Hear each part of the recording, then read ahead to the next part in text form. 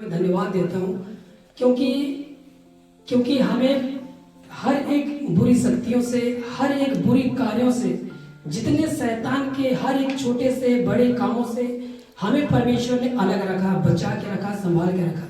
इसके लिए मैं सबसे पहले मैं परमेश्वर को मैं धन्यवाद देता हूँ कि हम एक सही सलामत उपस्थित हैं।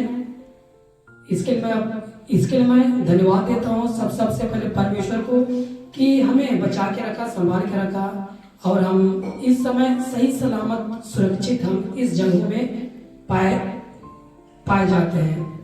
मेरा नाम जीवन एक्का है, मैं अनूपपुर से आया हूँ। सबसे पहले हम लोग जैसे अभी जो बाकी लोग जो दूसरे कलीसिया के जो लोग जैसे चर्च तो जाते हैं, लेकिन उन लोग जो है बाकी संसारिक चीज में जो कर रहे हैं वैसे हम भी करते थे पहले। फिलहाल मैं भी पहले नाम तो नहीं लेना चाहता, मैं जिस चर्च में जाता था उसको, लेकिन वहाँ जैसे उन लोग जाते तो हैं, मैं भी वैसे करता था। बस संडे जाओ आओ उन लोगों में और मेरे में कोई फर्क नहीं, जैसे बाकी लोग करते हैं वैसे। लेकिन परमेश्वर का एक योजना रहा। देखिए हम लोग वहां से कैसे कैसे अलग हुए। जब हम वहां से निकले, ओ माय गॉड, इतनी विपत्तियां परिवार के, पापा मम्मी ये भाई वो कहने लगे हम लोगों को कि ऐसा क्यों कर रहे हो, शादी उदी सब उसी में हुआ, ये है वो है। दुख लगता था कि ऐसा क्यों कर रहे हैं हम, लेकिन उस दुख को सहा हमने और सच्चे परमेश्वर को जाना।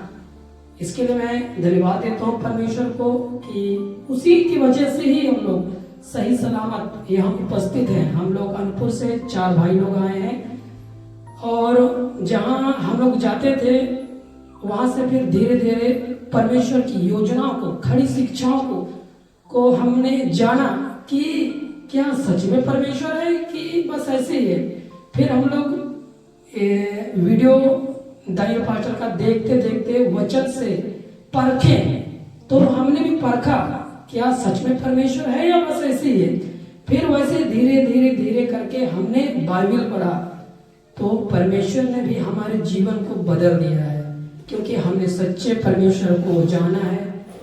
इसके लिए मैं धन्यवाद देता हूँ कि इस समय हम लोग सही सलामत केवल परमेश्वर के द्वारा ही हम लोग सही सलामत हैं, क्योंकि बाकी इस समय में कितने सारे लोग हैं इस पृथ्वी में जो बहुत परेशान हैं, कई तरह की बीमारियों से, दुर्घटनाओं से, ये तमाम चिंताओं से परेशान है। लेकिन परमेश्वर ने उन सभी चीजों से हमें एकदम अलग रखा है। एकदम हम लोग एकदम सही सलामत हैं, किसी प्रकार का बीमारी नहीं, किसी प्रकार का दुख तकलीफ नहीं, हमें किसी प्रकार का टेंशन नहीं।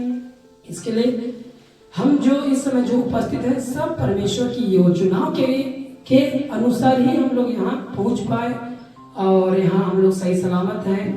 और पास्टर विकास सर से भी मिलना हम लोग को एक उत्सुकता, हम लोग करीबन 1-2 हफ्ता के बाद ही नंबर मिल पाया कि वहाँ हम लोग कैसे उसका नंबर मिले या हम उससे कैसे कांटेक्ट कर पाए।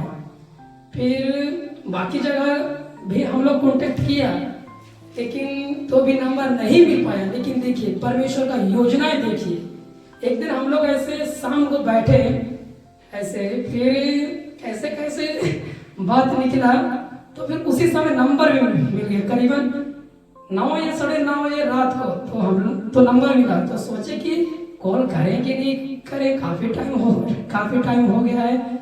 तो बोले कि नहीं कॉल करना चाहिए। फिर काफी बात हुई, अच्छा लगा। फिर उसी के माध्यम से हम लोग, मैं तो ये नहीं सोचा कि इतना जल्दी हम लोग यहाँ आ पाएंगे, लेकिन परमेश्वर है ना, वो इतना जल्दी करीबन 2 हफ्ता हो रहा होगा, इतना जल्दी हम लोग मिल पाए। इसके लिए मैं धन्यवाद देता हूँ कि हम लोग यहाँ सही सलामत पहुँच गए हैं और हमें बचाया संभाला।